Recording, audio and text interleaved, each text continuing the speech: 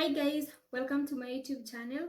If this is the first time, my name is Amimo Helen, and if you are a returning subscriber, thank you. So on my channel we talk about everything women's health, we talk on a relationship, and today I wanted to add another segment to my YouTube channel, and this will be a segment on true crimes. I'll be narrating stories that I find interesting, especially true stories of crime and passion.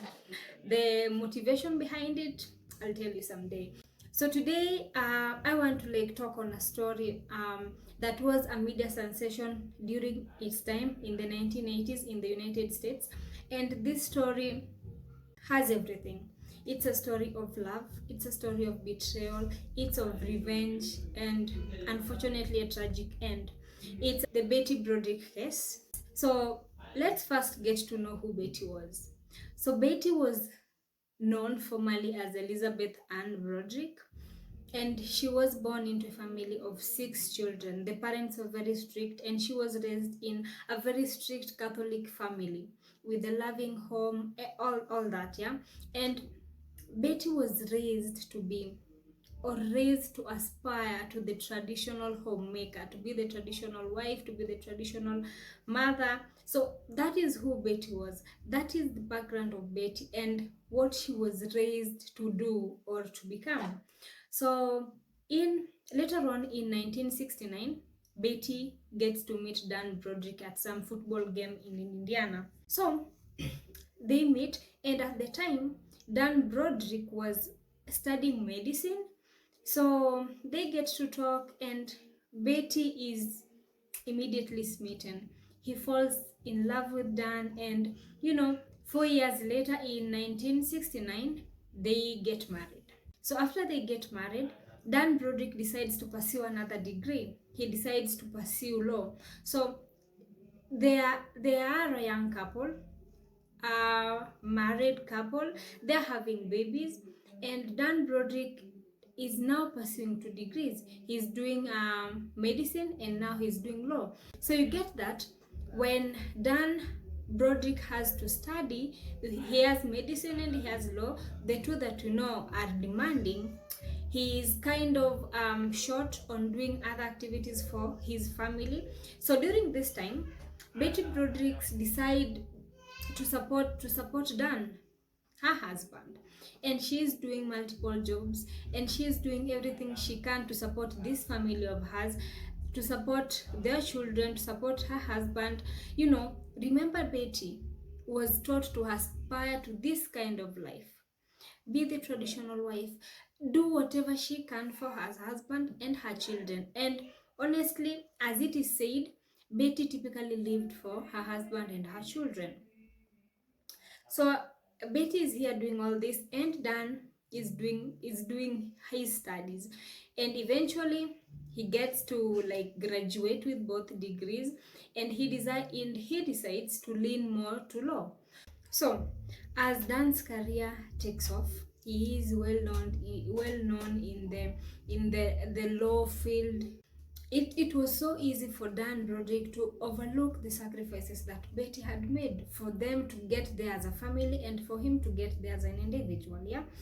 So in early 1980s, this perfect marriage starts to crumble. The pressure of Dan's work and Betty feeling overlooked and underappreciated, that starts to take a toll on their marriage. And in 1983, Betty realizes that Dan is having an affair. So Betty decides to confront Dan, ask him about the affair that she knew without a doubt was going on, but still she wanted to confirm with her husband if what she knew or what she thought she knew was actually true. So Betty confronts her husband, and Dan Broderick basically shuns her down, tells her she is irrational, she is crazy, and doesn't know what she's talking about. And this just fuels Betty's anger. She feels underappreciated. She feels like with Dan's success, her sacrifices to the marriage and Dan himself was not being recognized enough.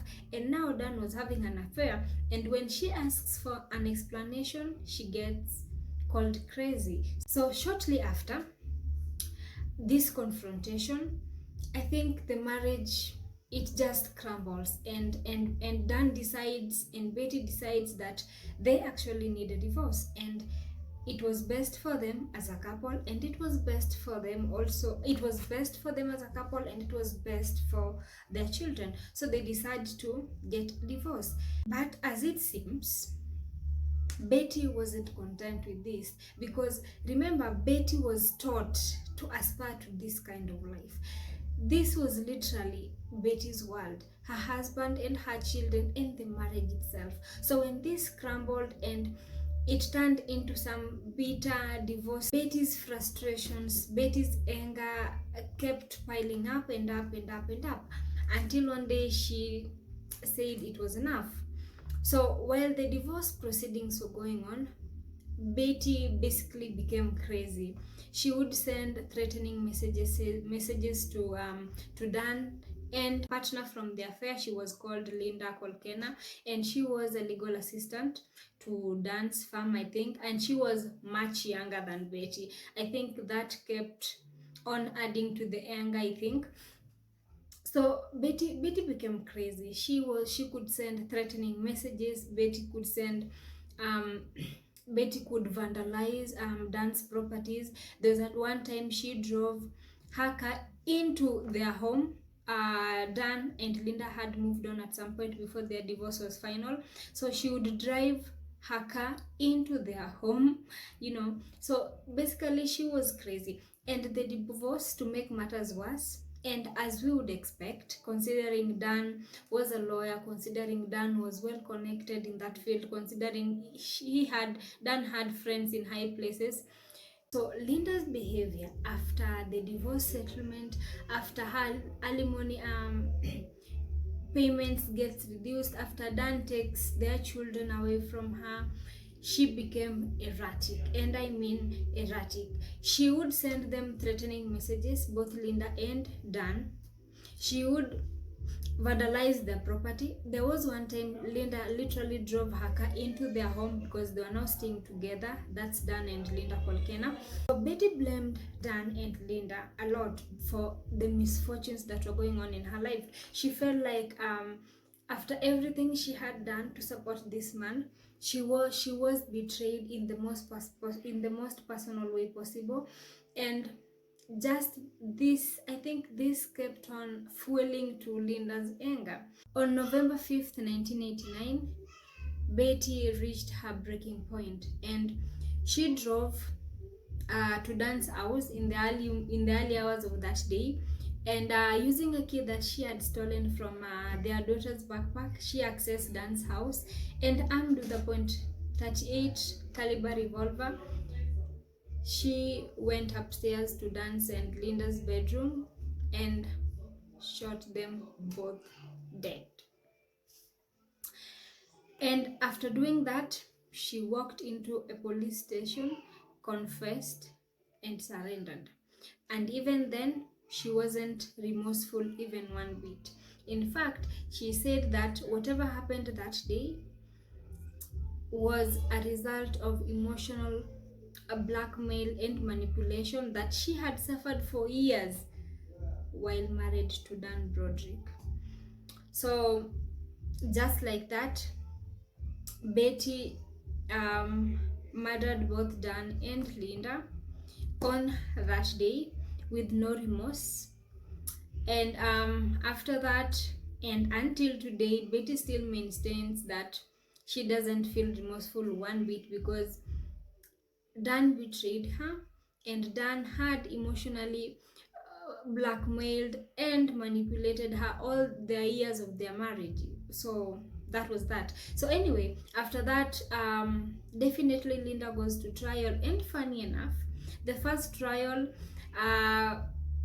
the jurors could not come to like an agreement, because some really sympathized with her and said like Betty was just a victim of a failing judicial system, and she was like a victim of emotional manipulation by her husband, who was powerful then, and they claimed that this was like a perfect example of power imbalances in relationships. However, in 1991, during a second trial, Betty was charged with second degree murder and sentenced to 32 years in prison.